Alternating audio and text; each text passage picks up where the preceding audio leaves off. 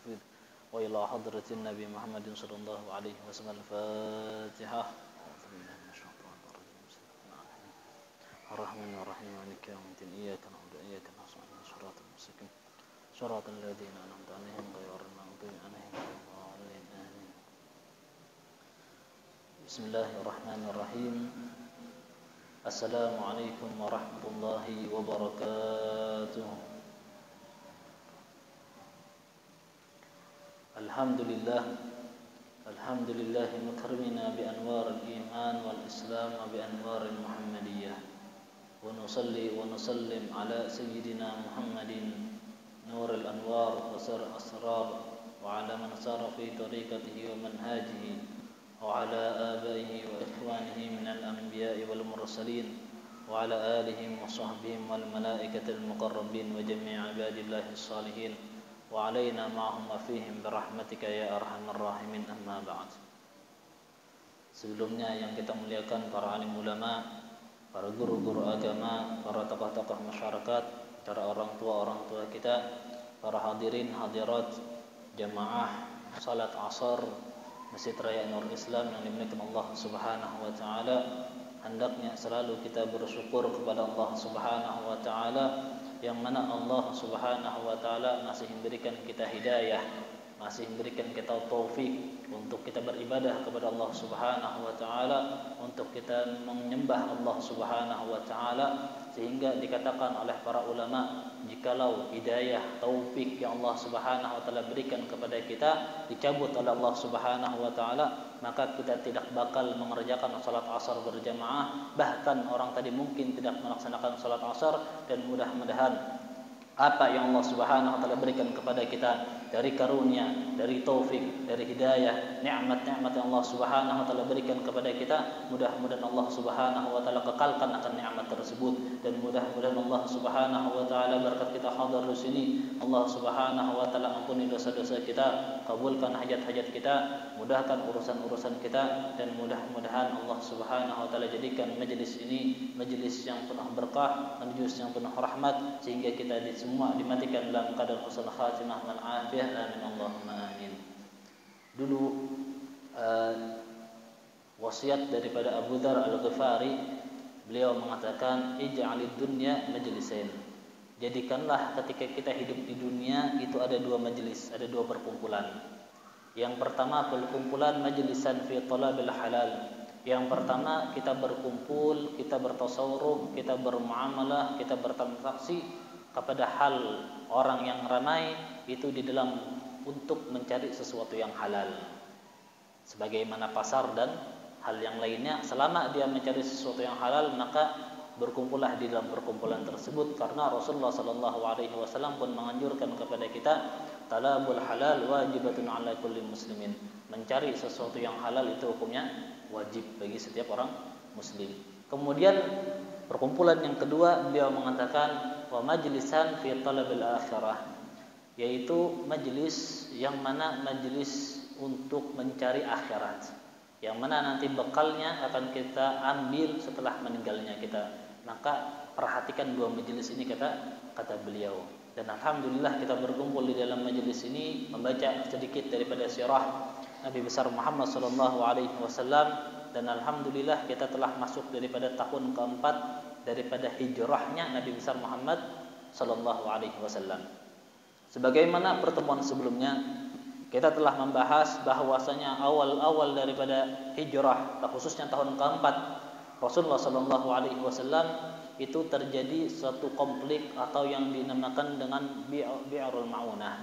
Itu sumur ma'unah bahasa kitanya.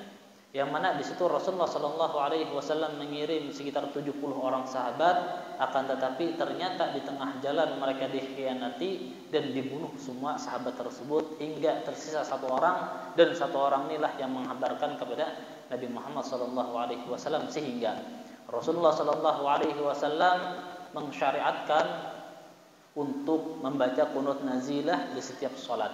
Jadi setiap salat biasanya kan kita habis ketika sholat subuh rakaat kedua ketika i'tidal itu membaca qunut.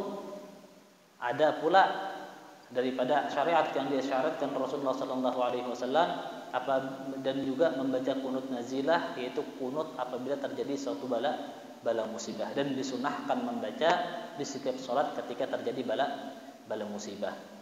Dan juga pertemuan kita sekarang akan membahas tentang salah satu konflik yang terjadi di zaman Nabi Muhammad SAW, yaitu konflik di antara Rasulullah SAW dan para sahabat kepada Bani Nadhir.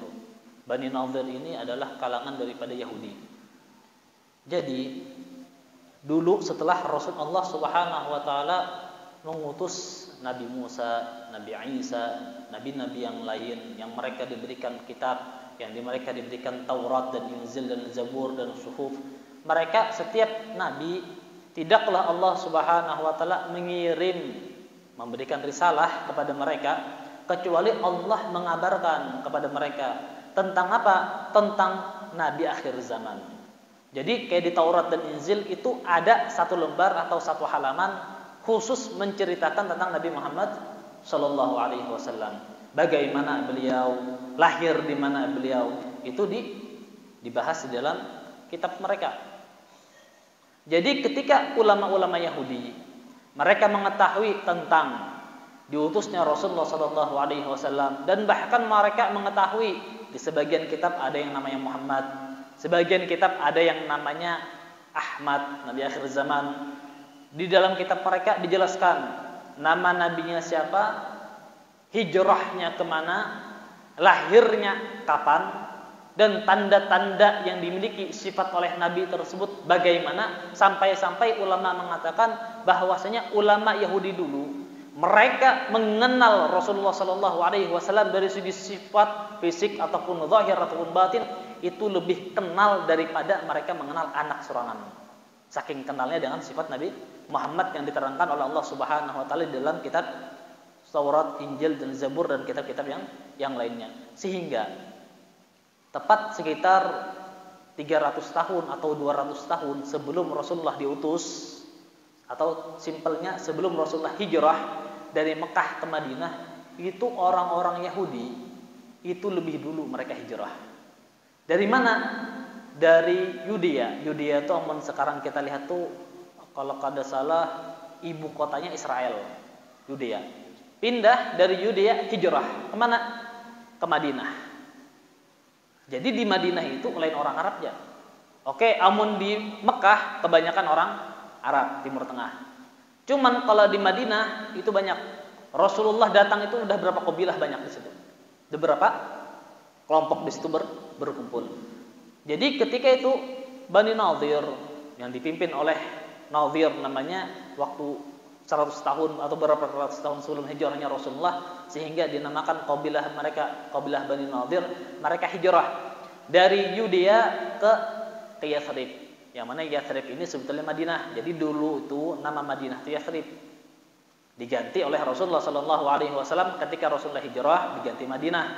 Jadi orang-orang Yahudi pindah dari Yudea ke Madinah. Tujuannya apa? Tujuannya supaya anak mereka, intinya dari golongan mereka, dari golongan Yahudi itu menjadi nabi akhir zaman. Itu yang pertama. Dan yang kedua, mereka setiap anak, khususnya ketika masa-masa kelahiran nabi, itu mereka menamai anak-anak mereka dengan nama Muhammad atau dengan nama Ahmad. Kenapa? Harapan supaya anak mereka, cucu mereka itu menjadi nabi akhir zaman. Padahal di dalam kitab Taurat, Injil, Zabur dan kitab-kitab yang lainnya itu Allah sudah terangkan bahwasanya nabi akhir zaman itu dari kalangan Arab. Dari kalangan Arab. Hijrah mereka daripada Yudea tadi ke Madinah, nikah sama orang Arab.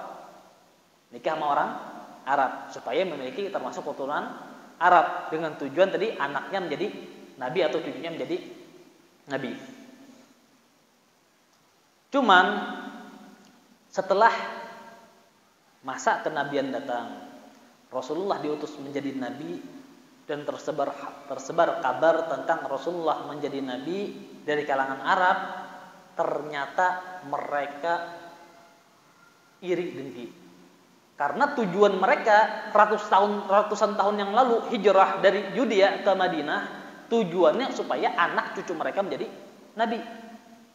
Ternyata yang jadi nabi itu bukan dari kalangan Yahudi, yang jadi nabi itu dari kalangan Arab. Maka mereka menetap di Madinah. Rasulullah hijrah, menetap.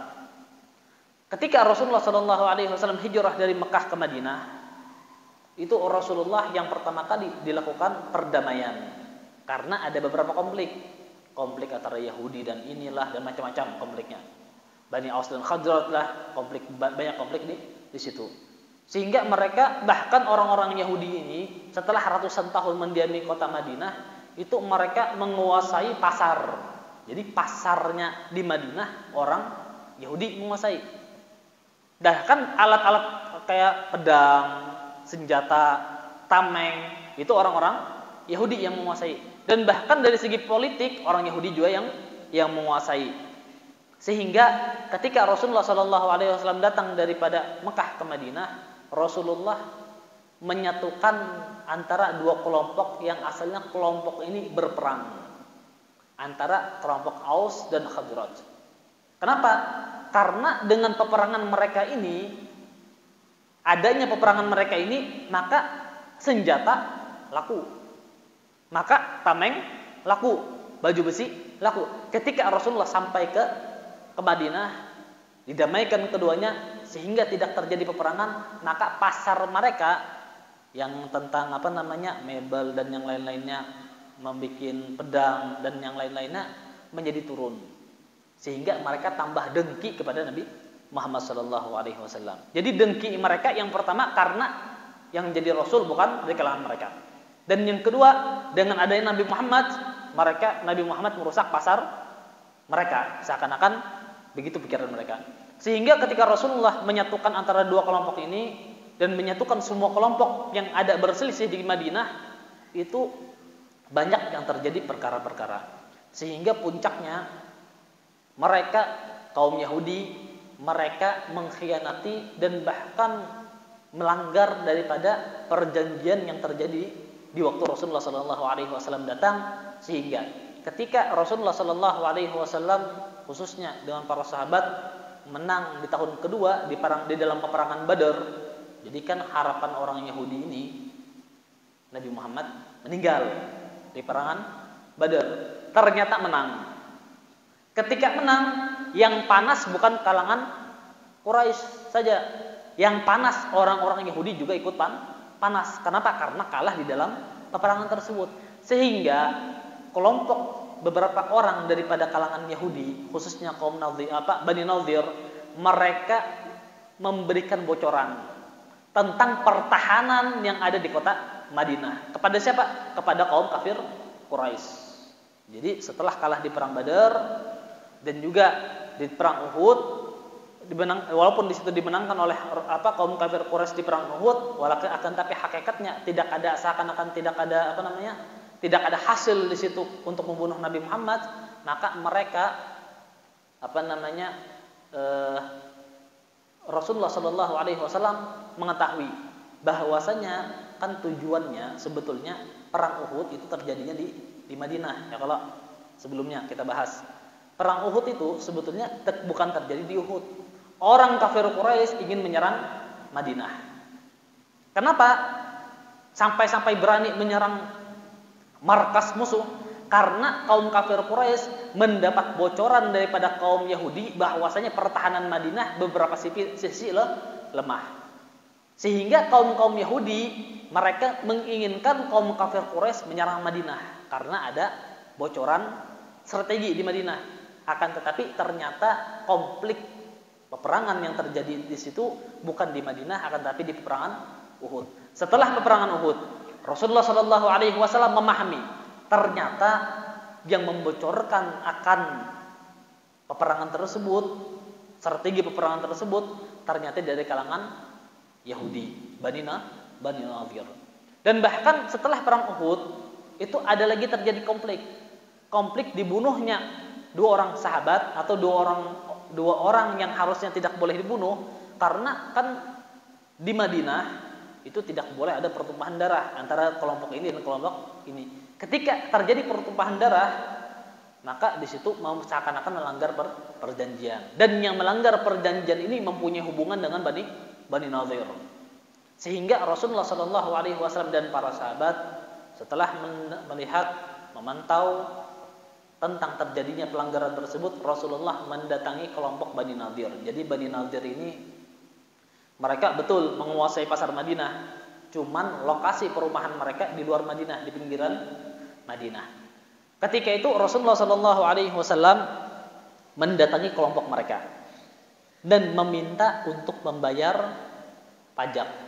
Kan Bani Nadhir ini sebetulnya mereka kada bayar pajak karena didamaikan oleh Rasulullah Shallallahu Alaihi Wasallam. Akan tetapi ketika terjadi konflik, terjadi penyalahgunaan dan pelanggaran tentang perjanjian tersebut, maka Rasulullah Shallallahu Alaihi Wasallam meminta denda atas pelanggaran tersebut, dan Rasulullah menyuruh untuk mengumpulkan denda tersebut.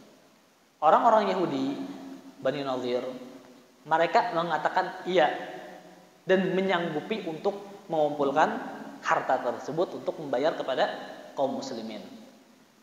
Maka kaum Yahudi mengatakan, ya Muhammad, engkau istirahat aja, kami yang mengambil duitnya. Sehingga ketika itu orang-orang Yahudi bukannya ingin mengumpulkan uang, mereka bermusyawarah tentang seakan-akan tekanan yang diberikan oleh kaum muslimin kepada mereka, padahal mereka melanggar janji. Maka mereka bermusyawarah untuk membunuh Nabi Muhammad. Jadi musyawarahnya bukan untuk mengumpulkan uang, akan tapi untuk membunuh Nabi Muhammad. Karena bagi mereka itu kesempatan karena ada suatu alasan untuk mengekang dan membunuh Nabi Muhammad SAW. Sehingga ketika itu malaikat Jibril alaihissalam mengabarkan tentang hal tersebut, mengabarkan tentang tujuan dan niat orang Yahudi tersebut. Sehingga Rasulullah SAW datang dengan pasukan Rasulullah SAW bersama pasukan militernya Rasulullah SAW ke daerah perumahan, ke pemukiman Bani Nadhir, yaitu dari kalangan Yahudi. Sampai Rasulullah SAW di situ dan mengetahui niat mereka, maka Rasulullah menyuruh mereka untuk pergi daripada Madinah. Disuruh oleh Rasulullah SAW pergi, kata Rasulullah SAW, pergi kalian dari sini, boleh kalian membawa harta, benda, emas, perak, kecuali senjata, tidak boleh dibawa. Maka ketika itu mendengar hal itu, maka mereka karena sudah dikepung, maka mereka berniat untuk pergi daripada Madinah.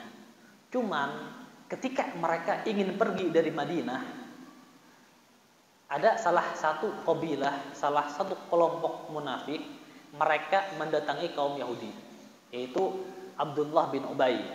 Abdullah bin Ubay yang sebelumnya ketika perang Uhud, mereka 300 orang tidak ikut perang dengan Rasulullah SAW, datang kepada Bani Nadhir dan menawarkan pasukan perang untuk memerangi Nabi Muhammad.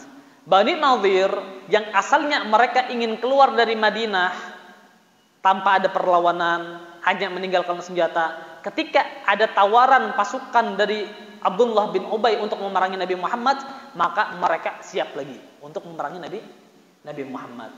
Sehingga ketika itu dapat kabar lagi Rasulullah dapat kabar lagi. Maka Rasulullah dengan para pasukan mendatangi pemukiman Bani Nadhir.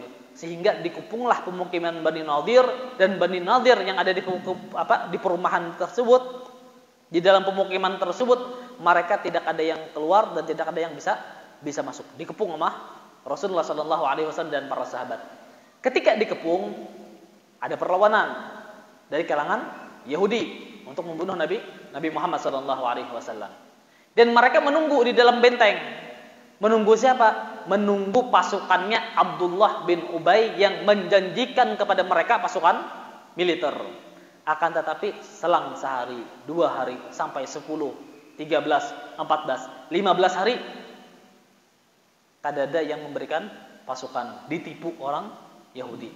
Sehingga mereka menyerah mereka, dan Rasulullah SAW kada membunuh mereka, mengusir mereka akan tetapi ditambah oleh Rasulullah. Yang asalnya kada boleh bawa senjata, ditambah lagi. Kada boleh bawa senjata emas dan perak. Hingga mereka pergi dan mereka sebagian ada yang mukim di Khaybar, sebagian mereka ada yang pulang ke kampung halaman mereka di Palestina. Dan orang-orang yang mukim di Khaybar, maka terjadilah nanti tahun keberapa terjadi perang Khaybar dan habislah di situ kalangan Yahudi. Nah, itu konflik yang terjadi di tahun keempat daripada hijrahnya Nabi Muhammad SAW. Kemudian sedikit kita pada tahun itu pula Rasul meninggalnya salah satu daripada istri Rasulullah SAW, Zainab binti Khuzaimah. Jadi kan kita kan mengenal bahwasanya istrinya Rasulullah itu ada 11. Meninggal 2 di masa hidupnya Nabi Muhammad SAW, sehingga tersisa 9 orang. Yang meninggal yang pertama Khadijah binti Khuwailid, dan yang kedua Zainab binti Zam'ah. Nah, kalau Khadijah sudah kenal kita. Zainab ini siapa? Zainab ini adalah salah seorang perempuan yang mana sebelum nikah dengan Nabi atau di masa jahiliyah, sebelum dia masuk Islam, dia sudah memiliki satu gelar. Gelar yang mana gelar tadi dikenal dan dijuluki sebagai Ummul Masakin, ibunya orang-orang miskin. Saking dermawannya. Jadi sebelum Islam sudah dermawan. Sehingga ia dinikahi oleh salah seorang dari kalangan sahabat Nabi Muhammad SAW, dan dia salah satu perempuan yang pertama kali juga masuk Islam. Jadi kan ada orang-orang 40 orang itu yang masuk Islam, perempuan yang termasuk salah satunya daripada 40 orang tersebut adalah Zainab binti Zam'ah. Dan Zainab binti Zam'ah ini nikah sama Rasulullah SAW setelah perang Badar, karena dia memiliki suami di dalam peperangan Badar meninggal. Suaminya dalam perang Badar meninggal. Setelah masa iddah, maka dinikahi oleh Rasulullah SAW. Akan tetapi berlangsung 3 bulan dari pernikahan Nabi Muhammad SAW, meninggal Zainab binti Zam'ah, yang mana beliau meninggal di umur 30 tahun. Jadi masih Sidin. Sidin kawin 3 kali. Kawin lawan, tadi ingat namanya siapa? Imbah itu dicerai, imbah itu kawin lagi lawan saudaranya yang menikah tadi. Kawin lawan adiknya lagi. Adiknya tadi meninggal dalam peperangan Badar.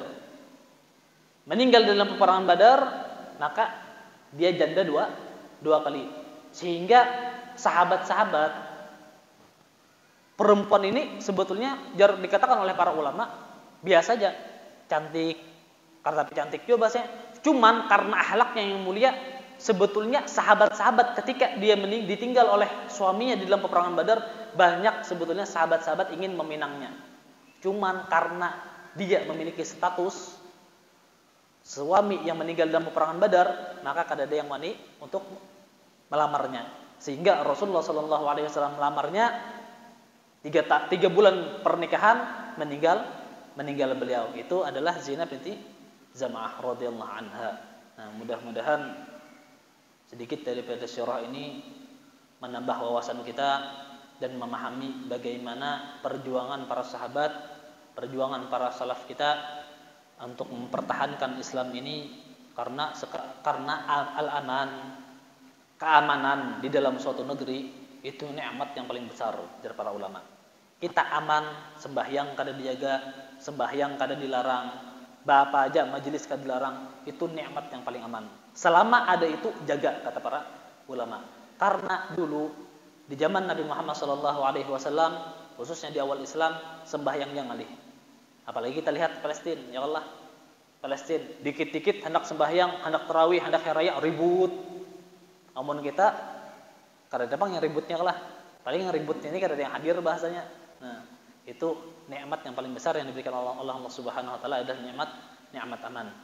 Mudah-mudahan majelis ini Allah Subhanahu wa taala berkahi, diturunkan rahmat kepada kita, diberkahi kita semua, dan mudah-mudahan Allah Subhanahu wa taala ampuni dosa-dosa kita, kabulkan hajat-hajat kita, mudahkan urusan-urusan kita, dan mudah-mudahan Allah Subhanahu wa taala kumpulkan kita sehingga dikumpulkan kita bersama Rasulullah sallallahu alaihi wasallam, mati dalam keadaan beriman, dalam keadaan Islam. Amin Allahumma amin.